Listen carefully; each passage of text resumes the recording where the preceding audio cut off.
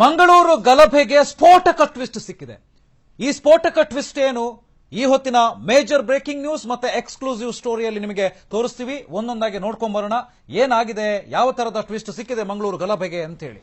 So Mangaluru ಗಲಭೆಗೆ ಸ್ಫೋಟಕ twist ಸಿಕ್ಕಿರುವಂತದ್ದು.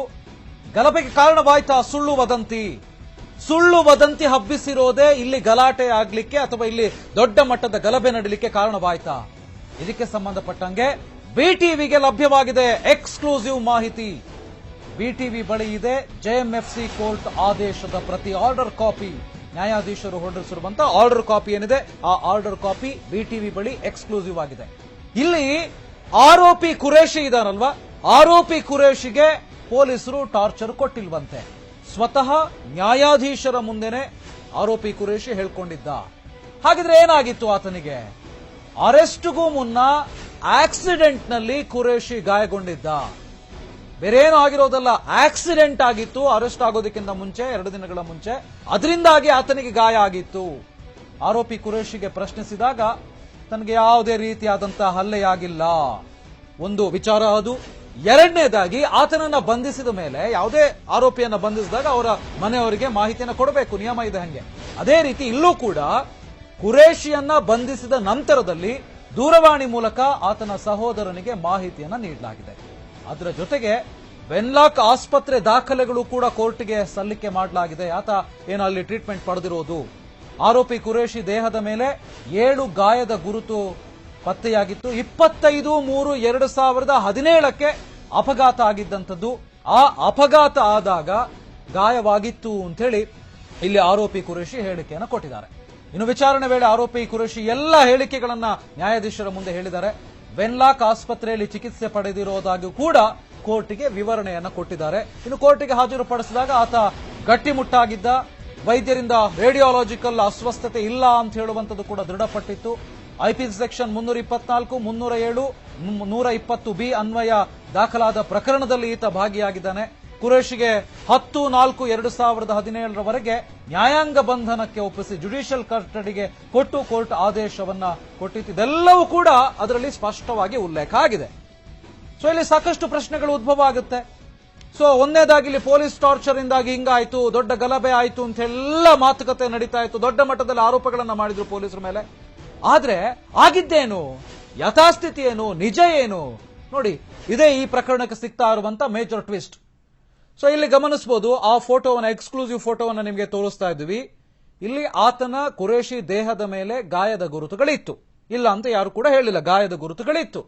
ಆದ್ರೆ ಆ ಗಾಯದ ಗುರುತುಗಳು ಏನು ಅಂತ ಹೇಳುವಂತದನ್ನ ಕೂಡ ನೋಡ್ದೇನೆ ಪೊಲೀಸರು ಅರೆಸ್ಟ್ ಮಾಡಿದ್ರು ಅಂತ ಹೇಳುವಂತ ಒಂದೇ ಕಾರಣಕ್ಕೆ ಪೊಲೀಸರೇ ಹಲ್ಲೆ ಮಾಡಿದ್ರು, ಪೊಲೀಸರು ಹಂಗ್ ಮಾಡಿದ್ರು, ಪೊಲೀಸರು ಹಿಂಗ್ ಮಾಡಿದ್ರು, ಕಿಡ್ನಿ ಇದಾಯ್ತು, ಮತ್ತೊಂದಾಯ್ತು ಅಂತ ಹೇಳಿ ಎಲ್ಲ ಆರೋಪಗಳನ್ನ ಗೂಬೆ ಕೂರಿಸಿದ್ರು ಪೊಲೀಸರ ಮೇಲೆ. ಆ ಗೂಬೆ ಕೂರಿಸಿರೋ ಕಾರಣದಿಂದಾಗಿನೇ, ಆ ರೀತಿಯ ಆರೋಪಗಳಾಗಿರೋದ್ರಿಂದಾಗಿನೇ ಮಂಗಳೂರಿನಲ್ಲಿ ದೊಡ್ಡ ಮಟ್ಟದ ಗಲಭೆ ನಡೀತು. ನೀವು ಕೂಡ ನೋಡಿದೀರಾ. ಯಾಕಂದ್ರೆ ಇಲ್ಲಿ ಪ್ರಕಾಶ್ ಪೂಜಾರಿ ಹತ್ಯೆ ಪ್ರಕರಣದ ಆರೋಪಿ ಕುರೇಶಿಯನ್ನ ಸಿಸಿಬಿ ಪೊಲೀಸರು ಅರೆಸ್ಟ್ ಮಾಡಿದಾಗ ದೌರ್ಜನ್ಯ ಎಸಗಿದ್ದಾರೆ ಪೊಲೀಸರು ಅಂತ ಹೇಳಿದ್ರು. ನಿಜಕ್ಕೂ ಕೂಡ ದೌರ್ಜನ್ಯ ಎಸಗಿಲ್ಲ. ಆಗಿರೋದಿಷ್ಟೇ, ಆತ ಅರೆಸ್ಟ್ ಆಗೋದಕ್ಕಿಂತ ಮುಂಚೆ ಕಳೆದ ಮಾರ್ಚ್ 28ರಂದು ಕುರೇಶಿಯನ್ನ ಮಂಗಳೂರಿನ ಜೆಎಂಎಫ್ಸಿ ಕೋರ್ಟ್ಗೆ ಹಾಜರುಪಡಿಸಿದ್ದು 28ನೇ ತಾರೀಕಿಗೆ. ಆದ್ರೆ 25ನೇ ತಾರೀಕಿಗೆ ಆತನಿಗೆ ಒಂದು ಆಕ್ಸಿಡೆಂಟ್ ಆಗಿತ್ತು. ಆ ಆಕ್ಸಿಡೆಂಟ್ ನಲ್ಲಿ ಆತ ಗಾಯಗೊಂಡಿದ್ದ. ಆ ಗಾಯದ ಗುರುತು, ಅದಕ್ಕೆ ಸಂಬಂಧಪಟ್ಟಂತೆ ವೆನ್ಲಾಕ್ ಆಸ್ಪತ್ರೆಯಲ್ಲಿ ಆತ ಅದೇ ಆಸ್ಪತ್ರೆಯಲ್ಲಿ ಚಿಕಿತ್ಸೆ ಕೂಡ ಪಡೆದಿದ್ದ. ಅದಕ್ಕೆ ಸಂಬಂಧಪಟ್ಟಂತೆ ಎಲ್ಲ ಡಾಕ್ಯುಮೆಂಟ್ಸ್ ಇದೆ. ಇದೆಲ್ಲವನ್ನು ಕೂಡ ಕೋರ್ಟ್ ಆರ್ಡರ್ ಕಾಪಿಯಲ್ಲಿ ನಾವು ನೋಡಬಹುದು. ನ್ಯಾಯಾಧೀಶರು ಹೊರಡಿಸಿರುವಂತಹ ಆರ್ಡರ್ ಕಾಪಿ, ಅದರಲ್ಲಿ ಸ್ಪಷ್ಟವಾಗಿ ಆತ ಕೊಟ್ಟಿರುವಂತಹ ಹೇಳಿಕೆಯನ್ನ ನಮೂದು ಮಾಡಲಾಗಿದೆ. ಅದರ ಆರ್ಡರ್ ಕಾಪಿ ಎಕ್ಸ್ಕ್ಲೂಸಿವ್ ಪ್ರತಿ ಬಿಟಿವಿಗೆ ಲಭ್ಯವಾಗಿದೆ. ಸೊ ಇದನ್ನ ನೀವು ಕೂಡ ನೋಡ್ತಾ ಇದ್ದೀರಾ. ಮಾನ್ಯ ಜೆಎಂಎಫ್ಸಿ 2ನೇ ನ್ಯಾಯಾಧೀಶರಾಗಿರುವಂತಹ ಸಂತೋಷ್ ಎಸ್ ಕುಂದರ್ ಅವರು ಕೊಟ್ಟಿರುವಂತಹ ಆರ್ಡರ್ ಇದು. ಸೊ ಈ ಆರ್ಡರ್ ಕಾಪಿಯಲ್ಲಿ ಅತಿ ಸ್ಪಷ್ಟವಾಗಿ ಇದು ಪೊಲೀಸ್ ಎಸಗಿರುವಂತಹ ದೌರ್ಜನ್ಯ ಅಲ್ಲ. ಪೊಲೀಸರು ಅರೆಸ್ಟ್ ಮಾಡೋದಕ್ಕಿಂತ ಮುಂಚೆನೆ ಆ ಕುರೇಶಿ ಆರೋಪಿ ಏನಿದ್ದಾನೆ ಆತನ ದೇಹದ ಮೇಲೆ ಸಾಕಷ್ಟು ಗಾಯಗಳಾಗಿದ್ವು, ಅದು ಆಕ್ಸಿಡೆಂಟ್ ಇಂದ ಆಗಿದ್ದು ಅಂತ ಹೇಳಿ ಆತನೇ ಒಪ್ಕೊಂಡಿದ್ದಾನೆ. ಅದಕ್ಕೆ ಪೂರಕವಾಗಿರುವಂತಹ ಡಾಕ್ಯುಮೆಂಟ್ಸ್ ಅನ್ನು ಕೂಡ ಆತನೇ ಸಬ್ಮಿಟ್ ಮಾಡಿದ್ದಾನೆ ಅಂತ ಹೇಳಿ ಈ ಆರ್ಡರ್ ಕಾಪಿಯಲ್ಲಿ ಹೇಳಲಾಗಿದೆ.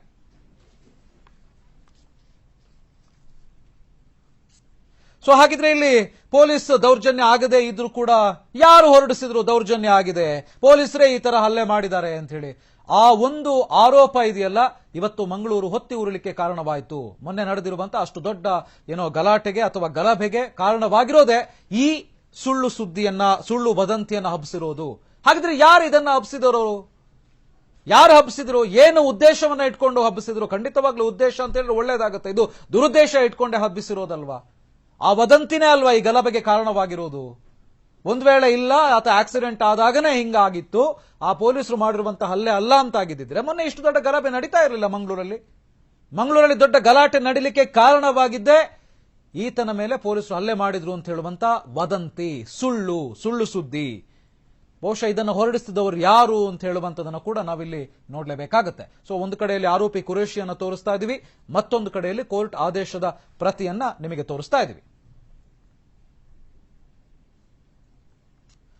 ಸೊ ಇದು ವೆನ್ಲಾಕ್ ಆಸ್ಪತ್ರೆಯ ಡಾಕ್ಯುಮೆಂಟ್, ಅಂದ್ರೆ ಅಲ್ಲಿ ಆತ ಅಡ್ಮಿಟ್ ಆಗಿದ್ದಾಗ ತೆಗೆದುಕೊಂಡಿರುವಂತ ಏನು ಟ್ರೀಟ್ಮೆಂಟ್ ಅದರ ಬಗ್ಗೆ ಸಂಬಂಧಪಟ್ಟಂತ ಡಾಕ್ಯುಮೆಂಟ್ಸ್. ಸೊ ಇದರಲ್ಲಿ ಕ್ಲಿಯರ್ ಕಟ್ ಆಗಿ ವೆನ್ಲಾಕ್ ಕೊಟ್ಟಿರುವಂತಹ ಆಸ್ಪತ್ರೆಯಿಂದ ಪಡೆದುಕೊಂಡಿರುವಂತಹ ಡಾಕ್ಯುಮೆಂಟ್ಸ್ ಎಲ್ಲ ಹೇಳ್ತಾರೆ ನೋಡಿ. 25/3 ಹೋಯ್ತಲ್ಲಿ, 25/3/2017 ಆತ ಟ್ರೀಟ್ಮೆಂಟ್ ಪಡ್ಕೊಂಡು ಹೋಗಿದ್ದ. ಯಾವುದಕ್ಕೆ? ಆತನಿಗೆ ಆಕ್ಸಿಡೆಂಟ್ ಆಗಿತ್ತು. ಆ ಆಕ್ಸಿಡೆಂಟ್ ಅಲ್ಲಿ ಆತನಿಗೆ ಗಾಯಗಳಾಗಿತ್ತು. ಎಲ್ಲೆಲ್ಲಿ ಗಾಯಗಳಾಗಿತ್ತು ಅಂತ ಹೇಳುವಂತದ್ದು ಕೂಡ ಮೆನ್ಷನ್ ಮಾಡಿದ್ದಾರೆ. ನೀವು ಸೂಕ್ಷ್ಮವಾಗಿ ಗಮನಿಸಿ ನೋಡಿ. ಇವಾಗ ಡೇಟ್ ಕೂಡ ಬರುತ್ತೆ, 25ನೇ ತಾರೀಕಿಗೆ ಆತ ಈ ಹಾಸ್ಪಿಟಲ್ಗೆ ಟ್ರೀಟ್ಮೆಂಟ್ ಪಡೆದುಕೊಳ್ಳೋದಕ್ಕೆ ಬಂದಿದ್ದ ನೋಡಿ. 25/3/2017 ಮಾರ್ಚ್ 25ಕ್ಕೆ ಅಡ್ಮಿಟ್ ಆಗಿದ್ದ. ಇಲ್ಲಿ ಗಾಯ ಆಗಿರೋದಕ್ಕೆ, ಟ್ರೀಟ್ಮೆಂಟ್ ಪಡ್ಕೊಂಡು ಆಕ್ಸಿಡೆಂಟಲ್ ಆದ ಗಾಯಕ್ಕೆ ಆತ 28ಕ್ಕೆ ಆತನನ್ನ ಪೊಲೀಸರು ಅರೆಸ್ಟ್ ಮಾಡ್ತಾರೆ. ಆ ಗಾಯದ ಗುರುತುಗಳನ್ನೇ ನೋಡಿಕೊಂಡು, ಆ ಗಾಯದಿಂದ ಆಕ್ಸಿಡೆಂಟ್ ಇಂದ ಆಗಿರುವಂತಹ ಗಾಯಗಳನ್ನ ನೋಡಿಕೊಂಡು, ಅಥವಾ ಆತನಿಗೆ ಆಗಿರುವಂತಹ ಮೈ ಮೇಲೆ ಆಗಿರುವಂತಹ ಸ್ಕ್ರಾಚಸ್ ಅನ್ನ ನೋಡಿಕೊಂಡು ಪೊಲೀಸರು ದೌರ್ಜನ್ಯ ಮಾಡಿದ್ರು, ಪೊಲೀಸರು ಹಲ್ಲೆ ಮಾಡಿದ್ರು ಅಂತ ಹೇಳಿ ಪೊಲೀಸರ ಮೇಲೆ ವಿನಾಕಾರಣ ಆರೋಪವನ್ನ ಮಾಡಲಾಯಿತು. ಅದನ್ನ ಮಾಡಿದವರು ಯಾರು? ಬಹುಶಃ ಆ ಆರೋಪಗಳಲ್ಲಿ ಅದು ಆಗಿಲ್ಲ ಅಂತ ಆಗಿದ್ದಿದ್ರೆ ಇವತ್ತು ಖಂಡಿತವಾಗ್ಲೂ ಮಂಗಳೂರಲ್ಲಿ ಇಷ್ಟು ದೊಡ್ಡ ಗಲಾಟೆ ಆಗ್ತಿರ್ಲಿಲ್ಲ. ಸ್ವತಃ ನ್ಯಾಯಾಧೀಶರ ಮುಂದೆನೆ ಆರೋಪಿಗೆ ಹೇಳಿಕೆಯನ್ನು ಕೊಟ್ಟಿದ್ದಾನೆ, ಆಗಿರೋದು ಇದು ಆಕ್ಸಿಡೆಂಟ್ ಆಗಿತ್ತು, ಪೊಲೀಸರು ನನ್ನ ಮೇಲೆ ಹಲ್ಲೆ ಮಾಡಿಲ್ಲ, ದೌರ್ಜನ್ಯದ ಬಗ್ಗೆ ಎಲ್ಲೂ ಕೂಡ ಆತ ಉಲ್ಲೇಖವನ್ನ ಮಾಡಲೇ ಇಲ್ಲ. ಯಾಕಂತ ಹೇಳಿದ್ರೆ ಇಲ್ಲಿ JMFC ಕೋರ್ಟ್ಗೆ ಹಾಜರುಪಡಿಸುವಂತ ಸಂದರ್ಭದಲ್ಲಿ ನೋಡಿ,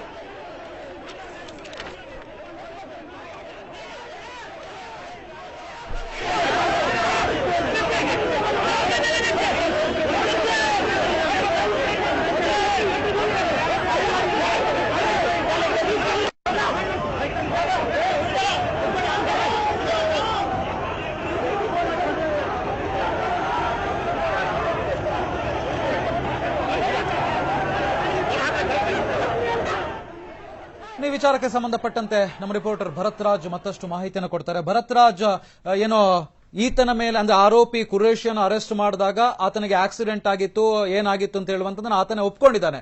ಬಟ್ ಇದು ಈ ಸುಳ್ಳು ಸುದ್ದಿ ಹಬ್ಬಿಸಿರೋದ್ರಿಂದಾಗಿನೇ ಗಲಭೆ ಆಗಿರೋದಲ್ವಾ ಅಲ್ಲಿ? ಅದ್ರ ಜೊತೆಗೆ ಪ್ರೆಸೆಂಟ್ ಸಿಚುವೇಶನ್ ಯಾವ ರೀತಿ ಇದೆ ಭರತ್ ರಾಜ್? ಖಂಡಿತ ಶೇಷಕೃಷ್ಣ, ಒಂದು ಹಂತಕ್ಕೆ ಇದೊಂದು ದೊಡ್ಡ ಟ್ವಿಸ್ಟ್ ಅಂತಾನೆ ಹೇಳ್ಬಹುದು. ಪ್ರಮುಖವಾಗಿ ಈಗಾಗಲೇ ದೊಡ್ಡ ಮಟ್ಟದ ಆರೋಪ ಕೇಳಿ ಬರ್ತಾ ಇರುವಂತದ್ದು ಮಂಗಳೂರಿನ ಸಿಸಿಬಿ ಪೊಲೀಸರ ಮೇಲೆ. ಅವರು ಹಲ್ಲೆ ನಡೆಸಿದ್ದಾರೆ, ಅವರು ದೌರ್ಜನ್ಯ ಎಸಗಿದ್ದಾರೆ, ಆತನ ಕಿಡ್ನಿ ಫೇಲ್ಯೂರ್ ಆಗಿದೆ ಅನ್ನುವಂತ ಒಂದು ಆರೋಪಗಳು ಇರ್ತಾ ಇರ್ತದೆ.